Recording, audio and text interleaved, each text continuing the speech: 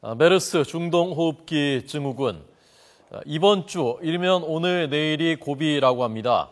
이른바 14번 환자가 다녀간 삼성서울병원에서 이 메르스에 감염된 환자들이 잇따라 발생하고 있는 가운데 이 병원에서 수술을 받기 위해서 이 병원 응급실에 갔던 10대 중에 처음으로 메르스에 감염됐습니다. 김지한드 기자를 첫 소식 연결해서 자세히 듣겠습니다. 김 기자 나오십시오. 네, 김지한드입니다. 네, 10대에서 처음 환자가 나왔군요. 네, 그렇습니다. 최초 감염자가 확진을 받은 뒤 3주 정도 지났는데요. 10대 환자가 나온 것은 이번이 처음입니다. 중앙메르스관리대책본부는 지난달 27일 삼성서울병원 응급실에 입원했던 16살 남자 고등학생이 확진 판정을 받았다고 밝혔습니다. 대책본부는 이 학생이 기저질환을 갖고 있어 응급실 입원 다음 날 수술한 이후 계속 병원에서 입원 격리 중이었고 메르스 증상은 경미하다고 밝혔습니다. 또 친구들을 만나거나 하진 않아 학교로 추가 확산 가능성은 없다고 덧붙였습니다. 이 추가 사망자도 나왔습니다. 오늘 아침 7시쯤 대전 대청병원에서 격리돼 치료 중이던 80살 남성 환자가 숨졌습니다. 이 남성은 16번 확진 환자와 같은 병동에서 입원 치료를 받았고 지난 6일 메르스 증상이 나타나기 시작한 지 이틀 만에 숨졌습니다. 이로써 국내 메르스 감염 사망자는 모두 6명으로 늘었습니다. 메르스 확진 환자도 23명 더 늘어 모두 87명입니다. 추가 23명 가운데 17명은 14번 확진자가 지난달 27일에서 29일 사이 삼성서울병원 응급실에 입원했을 때 함께 입원했거나 방문했던 사람, 의료진 등입니다. 이로써 2차 유행 거점이 된 삼성서울병원에서 나온 환자는 모두 34명이 됐습니다. 나머지 6명 환자는 16번 확진자와 대전 건양대병원과 대청병원 등에서 같은 병동에 입원했던 환자나 간병인 등입니다. 네. 메르스 환자가 다녀간 병원이 5곳 추가 공개됐다면서요?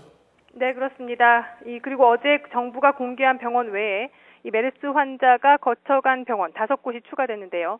서울 건국대병원에서 75살 여성이 확진 판정을 받았는데 건국대병원에 오기 전에 서울 강동 경희대병원을 거친 것으로 확인됐습니다. 평택 새서울병원, 그리고 수원 차민내과의원, 부산 임홍섭 내과 등도 공개 대상에 포함됐습니다.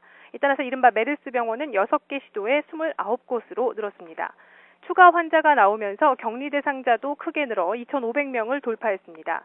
건대병원 접촉자 147명, 강동 경희대병원 접촉자 239명이 추가 격리되면서 2,500여 명이 격리자로 분류됐고 이 가운데 시설 격리자는 158명입니다.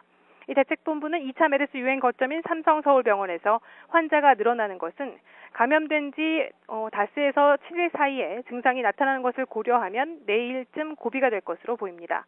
하지만 삼성서울병원이 아닌 또 다른 병원이 새로운 감염 거점으로 등장할 경우엔 걷잡을 수 없는 문제로 이어질 수밖에 없습니다.